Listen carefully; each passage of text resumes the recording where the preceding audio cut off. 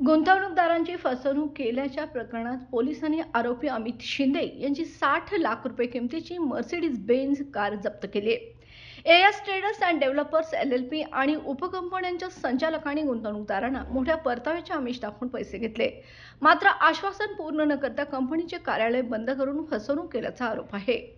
या प्रकरणी शाहूपुरी पोलीस ठाण्यात गुन्हा दाखल असून अमित शिंदेला 17 ऑगस्ट 2023 रोजी अटक करण्यात आली आहे। तपासादरम्यान पुण्यातील कोथरूड येथील ऑटोनेशन शोरूममध्ये त्याने पत्नीच्या नावे असलेली मर्सिडीज लपवून ठेवल्याची माहिती मिळाली। पोलीस निरीक्षक रवींद्र कळमकर यांच्या मार्गदर्शनाखाली वाहन जप्त करण्यात आले असून पुढील तपास सुरू आहे। बाळ, फ्रीजमधून श्रीखंड काढ ना। आम्ही पूर्वी घरीच बनवायचो श्रीखंड, त्याची चवच वेगळी होती। आता काय सगळं रेडीमेड। आजी, हे श्रीखंड खाऊन बघ। आज तुझ्या आईनं घरीच बनवलं की काय?